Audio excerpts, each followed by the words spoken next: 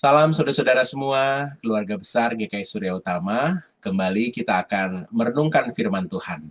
Kali ini bersama saya, Pendeta Hendra Setia Prasaja, Pendeta Tugas Khusus Sinode Wilayah GKI Sinode Wilayah Jawa Barat. Saya akan mengajak saudara-saudara untuk merenungkan firman Tuhan berpaut pada 1 Korintus pasal yang pertama ayat 3 sampai dengan 17. Mengawalinya, mari kita bersama-sama berdoa. Kami sungguh bersyukur karena Tuhan boleh menolong kami dan memberikan kesempatan untuk kami dapat merenungkan firman-Mu. Ya Roh Kudus berkuasa atas setiap kami, sehingga kami dituntun dan mengerti dan mampu menghidupinya dalam keseharian kami. Kami siap, Tuhan berfirman-Lah. Di dalam Yesus Kristus kami berdoa. Amin. Mari kita membuka Alkitab, 1 Korintus pasal yang pertama ayat 3 sampai dengan 17. Saya akan membacakan dari Alkitab terjemahan baru edisi yang pertama. 1 Korintus 1 ayat 3 sampai dengan 17. Kasih karunia dan damai sejahtera dari Allah Bapa kita dan dari Tuhan Yesus Kristus menyertai kamu. Aku senantiasa mengucap syukur kepada Allahku karena kamu atas kasih karunia Allah yang dianugerahkannya kepada kamu dalam Kristus Yesus. Sebab di dalam Dia kamu telah menjadi kaya dalam segala hal, dalam segala macam perkataan dan segala macam pengetahuan, sesuai dengan kesaksian tentang Kristus yang telah diteguhkan di antara kamu. Demikianlah kamu tidak kekurangan dalam suatu karunia pun, sementara kamu menantikan pernyataan Tuhan kita Yesus Kristus. Ia juga akan meneguhkan kamu sampai kepada kesudahannya, sehingga kamu tidak bercacat pada hari Tuhan kita Yesus Kristus. Allah yang memanggil kamu kepada persekutuan dengan anaknya Yesus Kristus, Tuhan kita, adalah setia. Tetapi aku menasihatkan kamu, saudara-saudara, demi nama Tuhan kita Yesus Kristus, supaya kamu seia sekata dan jangan ada perpecahan di antara kamu. Tetapi sebaliknya, supaya kamu erat bersatu dan sehati sepikir. Sebab saudara-saudaraku, aku telah diberitahukan oleh orang-orang dari keluarga Chloe tentang kamu, bahwa ada perselisihan di antara kamu. Yang aku maksudkan ialah bahwa kamu masing-masing berkata, aku dari golongan Paulus, atau aku dari golongan Apolos, atau aku dari golongan Kefas, atau aku dari golongan Kristus. Adakah Kristus terbagi-bagi? Adakah Paulus disalibkan karena kamu? Atau adakah kamu dibaptis dalam nama Paulus? Aku mengucap syukur bahwa tidak ada seorang pun juga di antara kamu yang aku baptis selain Krispus dan Gaius. Sehingga tidak ada orang yang dapat mengatakan bahwa kamu dibaptis dalam namaku. Juga keluarga Stefanus aku yang membaptisnya. Kecuali mereka aku tidak tahu, entahkah ada lagi orang yang aku baptis. Sebab Kristus mengutus aku bukan untuk membaptis, tetapi untuk memberitakan Injil, dan itu pun bukan dengan hikmat perkataan, supaya salib Kristus jangan menjadi sia-sia. Demikianlah firman Tuhan yang kita akan renungkan bersama-sama. Hari ini 21 Januari di Amerika diperingati sebagai National Hugging Day. Ini sebuah peringatan yang unik ya, karena di hari ini ada banyak sekali aktivitas memeluk, dan ini memang kesempatan hari yang diperingati sebagai hari yang khusus untuk berpelukan. Ini adalah sebuah ide yang disampaikan Kevin Zaborne yang melihat bahwa ada banyak sekali orang-orang yang seringkali sudah berjarak jauh dengan sesamanya. Nggak ada lagi kehangatan relasi satu dengan lainnya. Dan Kevin Zaborne merasa bahwa perlu rasanya untuk setiap orang bisa berelasi kembali dan saling berpelukan. 21 Januari dipilih karena ini hari yang khusus juga, karena di antara masa setelah perayaan atau liburan Natal dan Tahun Baru, dan di antara sebelum hari Valentine Day. Jadi ada masa di mana katanya banyak orang-orang di Amerika tuh nggak bersemangat nih ya. Dan perlu ada sesuatu yang dibangkitkan dalam relasi satu dengan lain supaya bersemangat kembali. Dan muncullah ide untuk merayakan hari ini sebagai hari berpelukan. Berpelukan memang menjadikan sebuah relasi bisa berpulih, sebuah kontak fisik dengan sesama, dengan orang-orang yang dikasihi, orang tua dengan anak, anak dengan saudaranya, atau kekasih pasangan suami istri dengan pasangannya, itu akan membangun relasi ikatan yang kuat. Kontras sekali dengan apa yang diperingati pada hari ini di Amerika, hari berpelukan, di banyak tempat sedang diwarnai dengan perselisihan. Mungkin juga kita merasakan di Indonesia ada perselisihan-perselisihan di banyak sekali area, di area para politisi yang sedang mungkin dalam situasi yang masih saling berselisih pasca pemilihan presiden, pemilihan legislatif, dan juga pemilihan kepala daerah, padahal sudah selesai, tapi masih ada situasi konflik yang masih membuat perselisihan itu ada. Atau mungkin saudara juga sedang mengalami perselisihan di antara anggota keluarga saudara. Ada situasi yang mungkin nggak mengenakan dalam kehidupan saudara karena relasi dengan rekan kerja saudara, dengan sahabat saudara sedang ada perselisihan. Nah, apa yang harus kita lakukan dalam situasi perselisihan itu, dan apa yang firman Tuhan rindukan untuk kita lakukan? Maka dalam kesempatan ini saya mau ajak kita semua untuk belajar dari 1 Korintus 1, atau Rasul Paulus menuliskan surat ini kepada jemaat Korintus dalam konteks perselisihan juga. Maka saya mau mengajak kita untuk stop perselisihan. Belajar dari surat Rasul Paulus ini di 1 Korintus 1 ayat 3 sampai dengan 17. Yuk kita kembali lihat Alkitab kita susuri ayat per ayat apa yang firman Tuhan rindukan untuk kita lakukan. Membuka suratnya ini, Rasul Paulus menuliskan sesuatu yang penuh dengan ucapan syukur. Ia mengatakan, aku senantiasa mengucap syukur kepada Allahku karena kamu. Jadi ada ucapan syukur yang Rasul Paulus katakan karena jemaat Korintus ini. Kenapa? Karena jemaat Korintus ini telah menjadi kaya dalam segala hal. Dalam segala macam perkataan, dalam segala macam pengetahuan, sesuai dengan kesaksian Kristus. Jadi apa yang dialami oleh jemaat Korintus ini karena ada pengenalan akan Kristus yang mereka alami, lalu mereka tuh punya kemampuan untuk berkata, punya pengetahuan yang penuh dengan karunia dari Allah sendiri. Ayat 7, Rasul Paulus menegaskan juga, kamu tidak kekurangan dalam suatu karunia pun. Wow, ini sebuah komunitas yang dipandang oleh Rasul Paulus luar biasa banget ya. Dan segala kelimpahan itu Rasul Paulus katakan bahwa akan terus-menerus Tuhan nyatakan, Tuhan berikan, Tuhan bahkan limpahkan, terus diteguhkan oleh Tuhan sampai dengan kesudahannya. Sampai dengan Tuhan Yesus datang, sehingga setiap warga jemaat di kota Korintus itu tidak bercacat pada hari Tuhan kita Yesus Kristus. Dan ini menegaskan bahwa betapa Rasul Paulus itu mengagumi orang-orang Korintus dengan segala macam karunia yang Tuhan hadirkan. Segala kemampuan mereka berkata-kata, pengetahuan mereka yang luar biasa, apalagi dibarengin dengan pengenalan akan Kristus.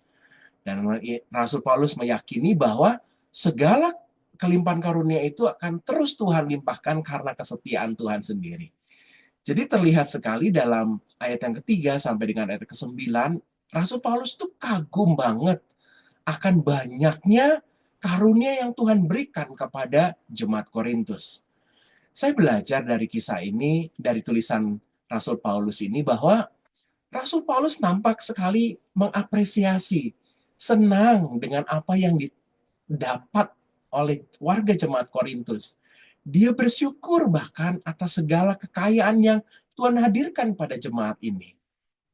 Bapak dan Ibu, saudara-saudari, seberapa banyak dari kita yang juga memiliki sukacita melihat keberhasilan rekan kita, kesuksesan sesama kita. Seberapa banyak dari kita mengungkapkan rasa kagum kita kepada Tuhan atas apa yang diberikan Tuhan kepada hidup saudara-saudara kita. Perselisihan akan tereduksi ketika kita punya kemampuan untuk mengungkapkan kekaguman kita akan Tuhan, ketika ada saudara kita berhasil, ketika ada saudara kita sukses, kita bukan menjadi iri, tapi menjadi sukacita karena keberhasilan saudara kita. Ini bagian yang penting, karena banyak orang yang susah melihat orang senang, senang melihat orang susah. Harusnya kita sungguh-sungguh senang melihat keberhasilan saudara-saudara kita karena ada karya Tuhan di sana yang Tuhan nyatakan buat sesama kita. Konflik sekali lagi akan mudah direduksi kalau kita punya kemampuan mengungkapkan kekaguman akan Tuhan dalam keberhasilan sesama kita. Nah, dalam kekaguman Rasul Paulus ini ternyata di jemaat ini ada permasalahan. Maka Rasul Paulus mengatakan, walaupun ia kagum, tetapi aku menasehatkan kamu. Karena ada situasi yang nampaknya memunculkan perpecahan di antara kamu. Apa yang menjadi perpecahan itu? Ternyata Rasul Paulus mendapatkan informasi dari keluarga Chloe. Ada perselisihan di antara jemaat Korintus ini. Masing-masing berkata, aku dari golongan Paulus, aku dari golongan Apolos, aku dari golongan Kefas, aku dari golongan Kristus. Masing-masing punya cara pandang pada diri yang berlebihan dan merasa bahwa dirinya itu yang paling hebat. Nah, ini nih ya. Jemaat Korintus memang orang-orangnya pintar-pintar, pengetahuannya baik-baik, makanya Rasul Paulus kagum dengan itu. Tapi justru dalam kelimpahan itu mereka lalu menjadi egosentris dan mengkotak-kotakan diri, nggak mau bisa menerima orang yang berbeda, mungkin kelompok-kelompok yang berseberangan dengan mereka. Jadi egosentrisme itu bisa membutakan dan bisa menghasilkan perpecahan di antara kita. Situasi di negeri kita ini mungkin juga menggambarkan egosentrisme yang membutakan. Pilkada sudah selesai, pemilihan presiden sudah selesai, pemilihan legislatif sudah selesai. Tapi masih banyak yang masih terbelenggu dengan situasi proses uh, proses pemilihan itu ya, masih mengkelompok-kelompokkan. Kalau semuanya terus bertahan dengan situasi ini, kita nggak akan usai-usai nih dengan ketegangan konflik ini. Bukan hanya di negeri kita, dalam tataran politik, mungkin juga di tengah keluarga kita juga situasi serupa terjadi. Seorang kakak nggak mau lagi menyapa adiknya karena dia merasa paling benar, paling berjasa, paling banyak berkorban. Sehingga dia fokusnya pada dirinya dan dia sangat egosentris. Dia nggak bisa melihat apa yang sudah dilakukan oleh keluarganya, anggota keluarga yang lain. Ini sebentar lagi Imlek nih ya. Minggu depan ada perayaan tahun baru Imlek. Dan biasanya keluarga-keluarga Tionghoa akan berkumpul dan ini momen yang bagus untuk coba singkirkan egosentrisme yang membutakan yang bisa memecahkan itu. Kita bisa kembali guyup dan menjalin kembali relasi satu dengan yang lainnya. Ingat, mengungkapkan kekaguman akan Tuhan, karya Tuhan pada sesama itu bisa mereduksi konflik. Dan waspada terhadap egosentrisme yang bisa membuat kita buta dan mengkotak-kotakan diri dan akhirnya menjadi benih-benih konflik. Nah, apa yang harus kita lakukan? Rasul Paulus menanggapi situasi yang ada itu dengan menunjukkan bagaimana cara pandangnya terhadap karyanya. Dia berkata, adakah Kristus terbagi-bagi? Adakah kamu dibaptis dalam nama Paulus? Karena mungkin satu dengan yang lain, kelompok-kelompok yang lain ini semua membanggakan diri pemimpin-pemimpin mereka. Ada Kefas, ada Apolos, ada Paulus, ada Kristus. Nah, Paulus menegaskan, aku nih nggak ada loh sepertinya orang yang dibaptis dalam namaku. Nggak ada karya-karyaku yang seperti yang mungkin dibanggakan banyak kelompok-kelompok lain.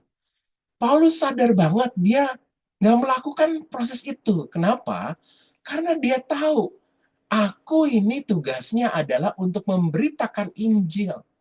Aku datang untuk menyampaikan kabar sukacita dari Tuhan itu kepada banyak orang. Tugasku adalah memberitakan Injil. Sekali lagi, walaupun aku punya tugas memberitakan Injil, bukan dengan hikmat perkataan kemampuanku untuk berbicara sehingga orang banyak mengenal Injil karena aku, bukan. Tapi karena Kristus sendiri. Rasul Paulus menegaskan kesadarannya akan tugas yang Tuhan percayakan pada dirinya. Dia tahu diri, aku ini ya hanya membuka jalan memberita Injil. Mungkin ada Apolos yang mengelolanya, mungkin ada Kefas, golongan Kristus, yang juga berkolaborasi bersama. Masing-masing punya tugasnya, dan semua bisa berkolaborasi dan saling menerima satu dengan lain. Rasul Paulus punya kemampuan untuk sadar akan tugasnya. Dan dia nggak gelisah dengan hadirnya orang-orang, kelompok-kelompok yang lain yang bahkan lalu membuat seluruh pelayanan di Korintus menjadi maksimal. Hari ini kita belajar untuk stop perselisihan, Bapak dan Ibu, saudara-saudari. Caranya ada 3. Ungkapkanlah kekaguman pada Tuhan dalam keberhasilan hidup sesama kita. Kalau ada sesama kita yang berhasil, mendapatkan posisi tertentu, dipercaya lebih daripada kita sendiri, kagumlah. Tetaplah dukung mereka. Bahwa Tuhan ternyata memakai mereka. Kagum pada Tuhan yang memakai mereka. Sukacitalah atas keberhasilan sesama kita. Yang kedua, waspada terhadap egosentrisme yang membuat kita akhirnya buta terhadap karya-karya orang lain. Buta terhadap kehadiran orang-orang lain yang bisa berkolaborasi dengan kita. Awas, kita menganggap diri kita paling hebat, paling berjasa, paling berkontribusi banyak, banyak berkorban, dan kita buta. Ada orang-orang yang juga mungkin ambil peran yang serupa bahkan lebih untuk membuat apa yang kita kerjakan di kantor kah, di gereja kah, atau di tengah keluarga itu berjalan dengan baik. Yang terakhir, berkolaborasilah dengan mengerjakan tugas yang Tuhan percayakan. Kalau kita kerjaannya adalah memberitakan Injil, ya kita nggak usah gelisah. Itu yang Tuhan percayakan. Kalau tugas kita adalah melawat, menjaga kehidupan umat, ya itu tugas kita. Di tengah keluarga juga begitu. Ada yang tugas mencari nafkah, ada tugasnya untuk mengelola rumah tangga, ada tugasnya untuk menjaga adik, ada tugasnya untuk merawat cucu. Jadi masing-masing kita bisa berkolaborasi sehingga konflik bisa kita hindarkan. Hari ini kita belajar untuk bisa memulihkan relasi satu dengan lain. Kalau hari ini di Amerika ada Hugging Day, kita juga perlu loh coba berpelukan memulihkan relasi sehingga perselisihan bisa kita singkirkan. Sekali lagi, stop perselisihan. Belajar dari firman Tuhan dan hidupi apa yang kita renungkan ini di hari ini. Yuk, kita bersama berdoa. Kami sungguh bersyukur karena Tuhan boleh berikan kesempatan untuk kami merenungkan firman Tuhan.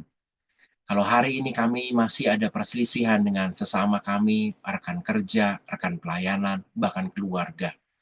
Tuhan, berikanlah kemampuan kami melihat kasih Tuhan pada sesama kami, menyingkirkan egosentrisme kami dan mau berkolaborasi dengan sesama kami. Kami mau berdoa untuk keluarga-keluarga, gereja-gereja, tempat-tempat kerja yang sedang dirundung dengan perpecahan konflik, juga seperti di negeri kami ini. Tuhan, pulihkanlah, biar setiap kami sungguh-sungguh mau stop perselisihan. Terima kasih untuk hari ini. Biar Tuhan dimuliakan. Dalam Yesus, amin. Terima kasih sudah merenungkan bersama-sama firman Tuhan. Tuhan Yesus berkati.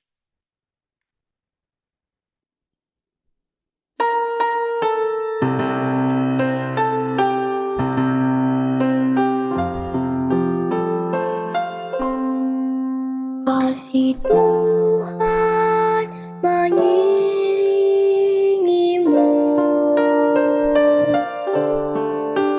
dan sayapnya melindungimu.